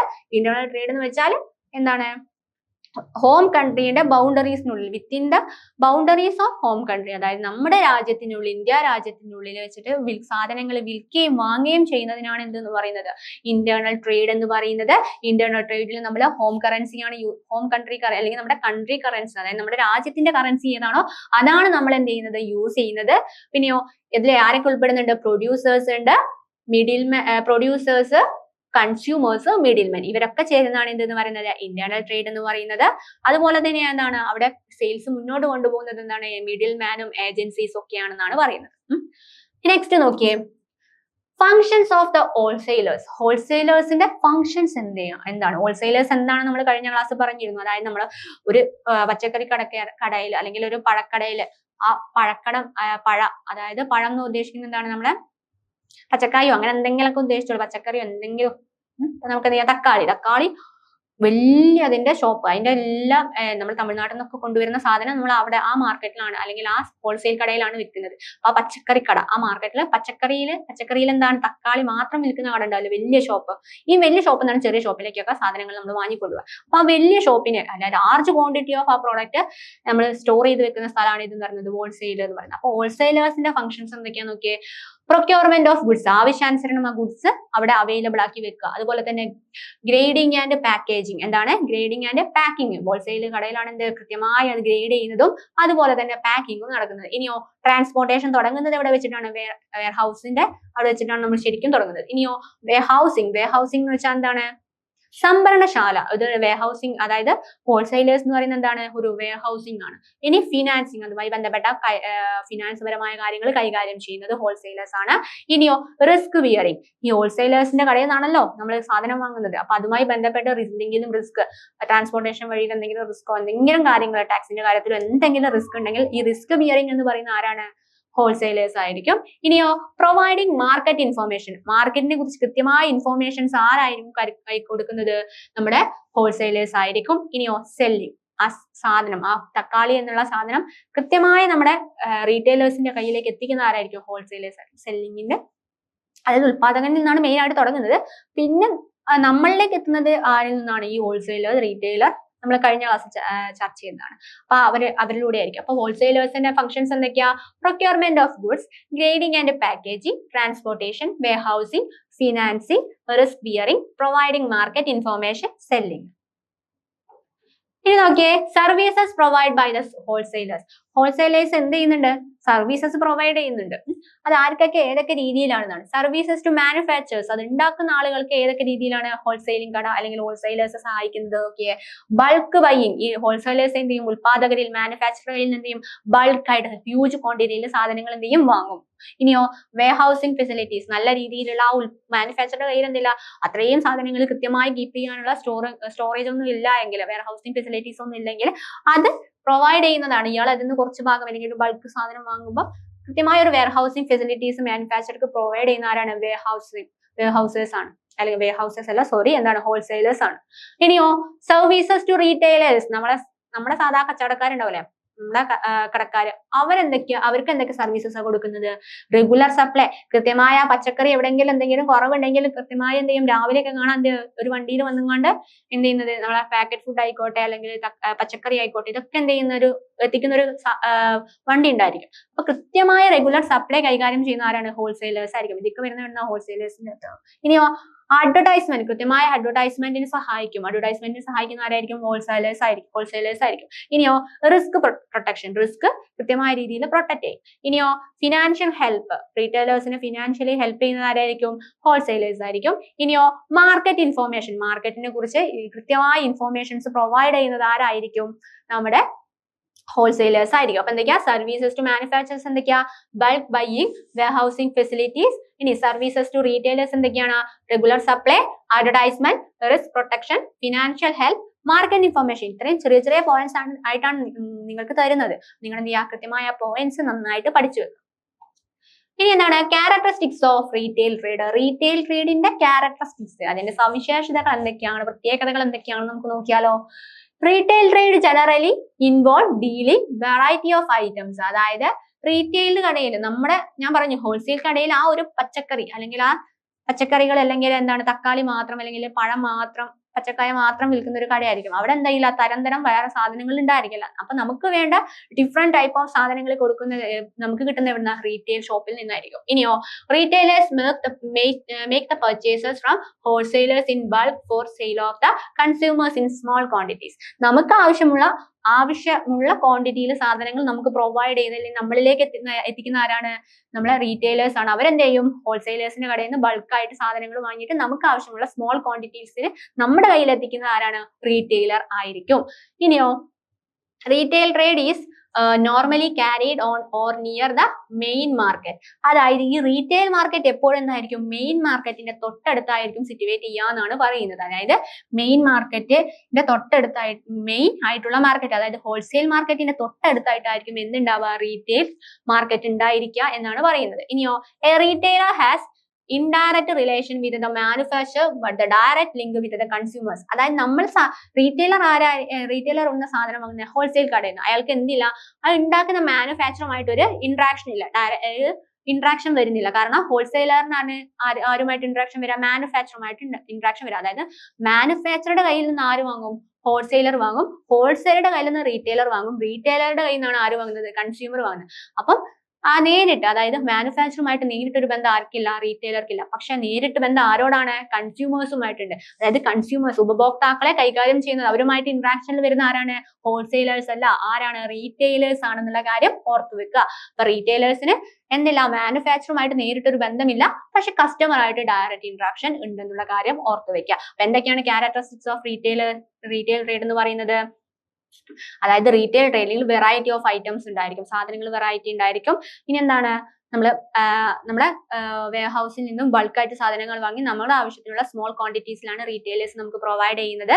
പിന്നെയോ normally carried on near the main market. Main മാർക്കറ്റിന്റെ അടുത്ത്, മെയിൻ ആയിട്ടുള്ള ഹെയർ ഹൗസിംഗ് മാർക്കറ്റിന്റെ അടുത്തായിട്ടായിരിക്കും ആരുണ്ടായിരിക്കുക, റീറ്റെയിലിംഗ് കട ഉണ്ടായിരിക്കുക. ഇനിയോ റീറ്റെയിലേഴ്സ് ഇൻഡയറക്റ്റ്, അതായത് മാനുഫാക്ചറുമായിട്ട് ഇൻഡയറക്റ്റ് റിലേഷനിലും എന്നാൽ കസ്റ്റമേഴ്സുമായിട്ട് ഡയറക്റ്റ് റിലേഷനിലും ആയിരിക്കും ആര്, റീറ്റെയിലർ എന്നുള്ള കാര്യം ഓർത്ത് വെക്കുക. ഇനിയോ services provider by retailers. Services നമ്മൾ ഹോൾസെയിലേഴ്സിന്റെ സർവീസസിനെ കുറിച്ച് പറഞ്ഞു. ഇനി റീറ്റെയിലേഴ്സിന്റെ സർവീസസ് എന്തൊക്കെയാണെന്ന് നോക്കിയാലോ. എന്തൊക്കെയാണ്? Services to consumers. കൺസ്യൂമേഴ്സിന് കൊടുക്കുന്ന സർവീസസ് എന്തൊക്കെയാണ്? Regular supply of goods. Retailer എന്ത് ചെയ്യും? തൊട്ടടുത്ത് തന്നെ ആയിരിക്കും ഹോൾസെയിൽ അല്ലെങ്കിൽ മെയിൻ ആയിട്ടുള്ള മാർക്കറ്റിന്റെ തൊട്ടടുത്തായിട്ടായിരിക്കും ഇത് റീറ്റെയിൽ മാർക്കറ്റ് എന്ന് പറയുന്നത്.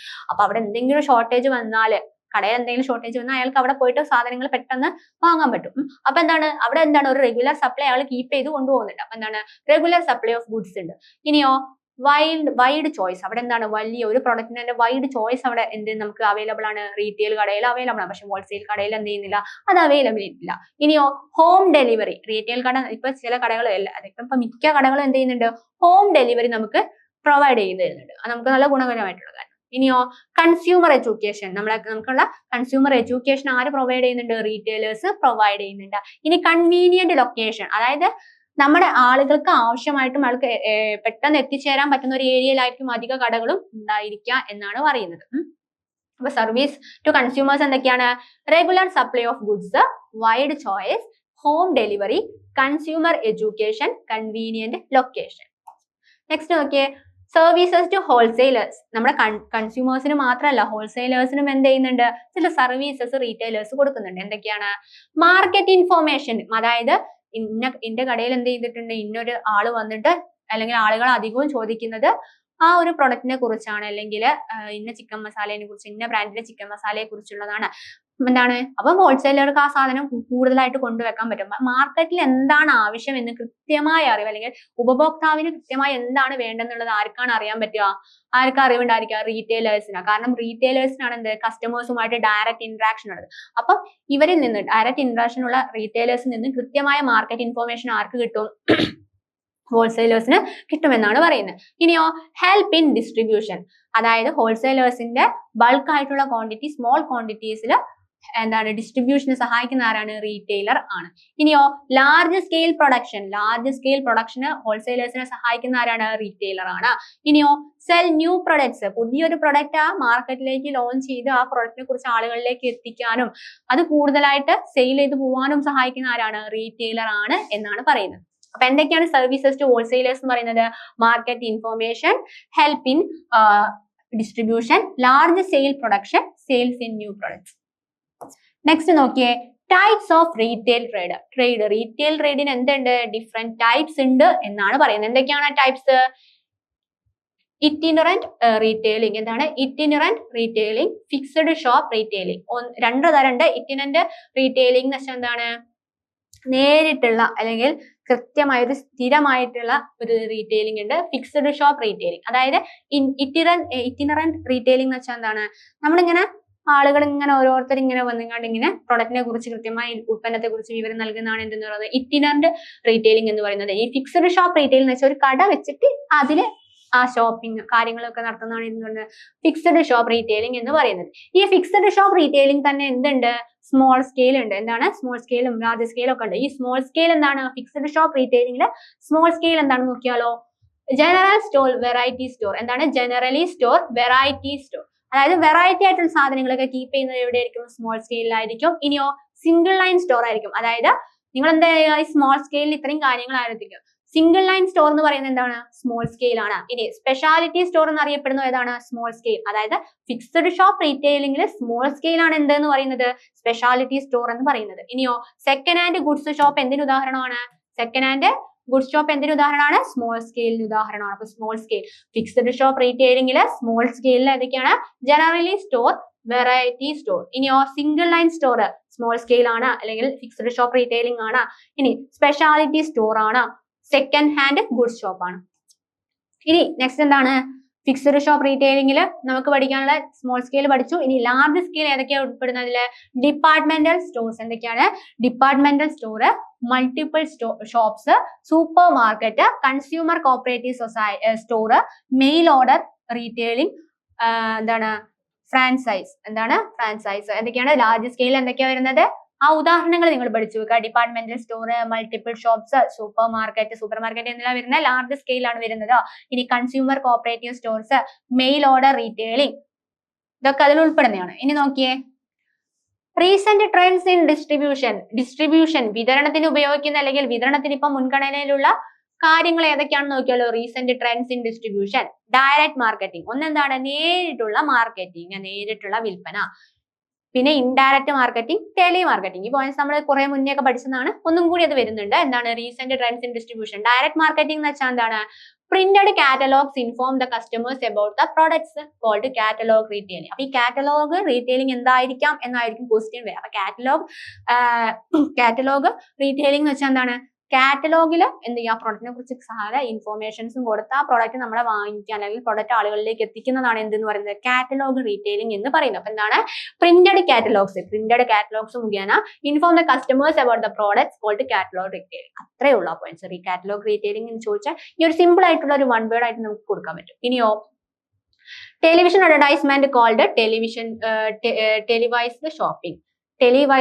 അപ്പൊ ടെലിവിഷൻ അഡ്വർടൈസ്മെന്റ് എന്ന് വെച്ചാൽ എന്താ? ടെലിവൈസ്ഡ് ഷോപ്പിംഗ് ആണ് എന്ന് പറയുന്നത് ടെലിവിഷൻ ഷോപ്പിംഗ് അഡ്വർടൈസ്മെന്റ് എന്ന് പറയുന്നത്. ഇനി brochures, letters etcetera send by the mail called in direct mail retailing. അതായത് മെയിൽസിലൂടെയൊക്കെ ആ പ്രൊഡക്റ്റിനെ കുറിച്ച് മെയിൽ, നമ്മുടെ ജിമെയിലിലൂടെയും അതുപോലെ തന്നെ എന്താണ് ലെറ്റേഴ്സ് ഒക്കെ നമുക്ക് സെൻഡ് ചെയ്തിട്ടൊക്കെ പ്രൊഡക്റ്റിനെ കുറിച്ച് ഇൻഫോർമേഷൻസ് കൊടുക്കാം. ഇനിയോ, ഇൻഡയറക്റ്റ് മാർക്കറ്റിംഗ്, ഡയറക്റ്റ് അല്ലാതെ ഇൻഡയറക്റ്റ് മാർക്കറ്റിംഗ് ഉണ്ട്, അതുപോലെ തന്നെ ടെലി മാർക്കറ്റിംഗ് ഉണ്ട്.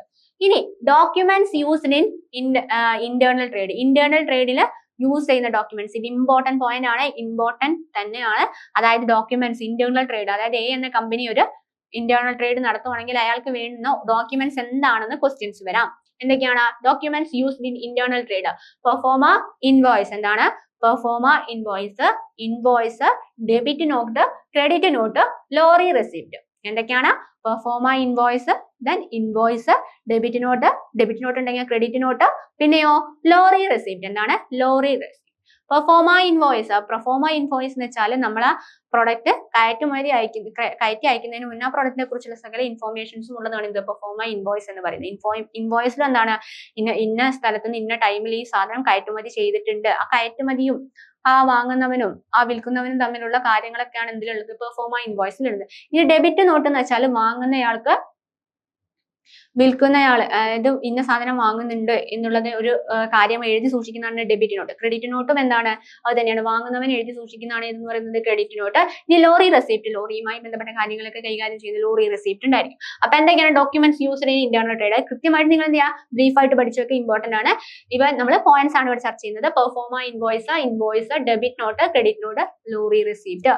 നെക്സ്റ്റ് നമുക്ക് ടേംസ് ഓഫ് ട്രേഡ് ആണ് പഠിക്കുന്നത്. എന്തൊക്കെയാണ് ടേംസ് ഓഫ് ട്രേഡ്? എന്താണ്? Cash on delivery, free on board, cost, insurance and freight, errors and omission exempted. എന്താണ് ക്യാഷ് ഓൺ ഡെലിവറി? ഒന്നെന്താണ് ക്യാഷ് ഓൺ ഡെലിവറി.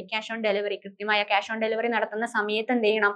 നമ്മൾ എത്ര, അതായത് കയറ്റുമതിക്ക് വേണ്ട ചാർജ്, ഇറക്കുമതിക്ക് വേണ്ട ചാർജ് ഒക്കെ ഈടാക്കിയിട്ടുള്ള ഒരു കംപ്ലീറ്റ് ആ ബില്ലിൽ എന്തായിരിക്കണം? ഉണ്ടായിരിക്കണം. ഇനിയോ, ഫ്രീ ഓൺ ബോർഡ്. എന്താണ് ഫ്രീ ഓൺ ബോർഡ്? അതായത് കയറ്റുമതി ചെയ്യുമ്പോൾ നമുക്ക് വരുന്ന ഷിപ്പിംഗ് ചാർജും കാര്യങ്ങളൊക്കെ ആരാ കൈകാര്യം ചെയ്യുന്നത്? അല്ലെങ്കിൽ ആ പ്രൊഡക്റ്റ് അവിടെ എത്തുന്നത് വരെയുള്ള കാര്യങ്ങൾ മെയിൻറ്റെയിൻ ചെയ്ത് കൊണ്ടുപോകുന്നതാണ് മാനുഫാക്ചർ ആയിരിക്കും. അപ്പൊ ഈ ഫ്രീ ഓൺ ബോർഡ് എന്നുള്ളത് മാനുഫാക്ചറുടെ കയ്യിലായിരിക്കും. അത് നമ്മുടെ കയ്യിൽ കിട്ടിക്കഴിഞ്ഞാലാണ് എന്ത് ചെയ്യുന്നത്? നമ്മളായിരിക്കും അതിന്റെ കാര്യങ്ങളിൽ നോക്കേണ്ട ആള്. അപ്പം ഫ്രീ ഓൺ ബോർഡ് എന്ന് പറഞ്ഞാൽ കയറ്റുമതി ചെയ്യുന്ന ആള് അല്ലെങ്കിൽ കയറ്റുമതി ചെയ്യുന്ന ആള് ആയിരിക്കും എന്ത്? അതിന്റെ ഓണർ എന്ന് പറയുന്നതാണ് ഫ്രീ ഓൺ ബോർഡ് എന്ന് പറയുന്നത്. അതായത് ആ ബോർഡറിൽ എത്തുന്ന അല്ലെങ്കിൽ അത് വാങ്ങുന്നവന്റെ കയ്യിൽ എത്തുന്നത് വരെ അതിന്റെ ഓണർഷിപ്പ് വരുന്നത് ആർക്കാണ്? മാനുഫാക്ചറുടെ കയ്യിലായിരിക്കും. കൈകാര്യം ചെയ്യേണ്ട ബാധ്യത ആർക്കാണത്? ആ കയറ്റുമതി ചെയ്യുന്ന ആൾക്കാർക്കും. ഇനി cost, insurance and freight. Cost, insurance, ചെലവ്, അതുമായി ബന്ധപ്പെട്ട കാര്യങ്ങൾ. ഇനി എറേഴ്സ് ആൻഡ് ഒമിഷൻ എക്സംപ്റ്റഡ്. അതിന്റെ തെറ്റുകളും കുറ്റങ്ങളോ എന്തെങ്കിലും പരിമിതികളൊക്കെ ഉണ്ടെങ്കിൽ എറേഴ്സ് ആൻഡ് ഒമിഷൻസും. നമ്മൾ പറഞ്ഞു ക്യാഷ് ഓൺ ഡെലിവറി, അതുപോലെ തന്നെ എന്താണ് free on board, cost, insurance and freight, errors and omissions and exempted. ഇതിന്റെ എന്തായിരിക്കും ചോദിക്കുക? COD എന്താണ്? FOB എന്താണ്? CIF, EOE, ഇതിന്റെയൊക്കെ ഫുൾ ഫോം ആയിരിക്കും ചോദിക്കുക. അതുകൊണ്ടാണ് ഇത് ബ്രാക്കറ്റിൽ നമ്മൾ തന്നിരിക്കുന്നത്. അപ്പൊ ഇത്രയും കാര്യങ്ങളാണ് നമ്മൾ എന്ത് ചെയ്യുന്നത് 18ാമത്തെ ചാപ്റ്ററിൽ നമുക്ക് നോക്കാനുള്ളത്. ഇനി നമുക്ക് നെക്സ്റ്റ് 19ാമത്തെ ചാപ്റ്റർ ആണ്. അത് നമുക്ക് എന്ത് ചെയ്യാം? നെക്സ്റ്റ് ക്ലാസ്സിൽ ചർച്ച ചെയ്യാം. എല്ലാവരും എന്ത് ചെയ്യുക? കൃത്യമായി നിങ്ങളുടെ നോട്ടൊക്കെ എഴുതി ആ നോട്ടൊക്കെ നന്നായിട്ട് റെഫർ ചെയ്ത് നന്നായിട്ട് പഠിക്കുക. ലൈവ് ക്ലാസ്സുകളൊക്കെ എന്ത് ചെയ്യുക? കൃത്യമായിട്ട് അറ്റൻഡ് ചെയ്യുക. നിങ്ങൾ എന്ത് ചെയ്യുക? കൃത്യമായിട്ട് എല്ലാ ക്ലാസ്സുകളും അറ്റൻഡ് ചെയ്യാൻ ശ്രമിക്കുക കേട്ടോ. എന്ത് ചെയ്യാം? നെക്സ്റ്റ് ലൈവ് ക്ലാസ് ഇവിടെ റെഡി ആയിട്ടുണ്ട്. അപ്പം next live class sir start ചെയ്യുന്നതായിരിക്കും. All the best.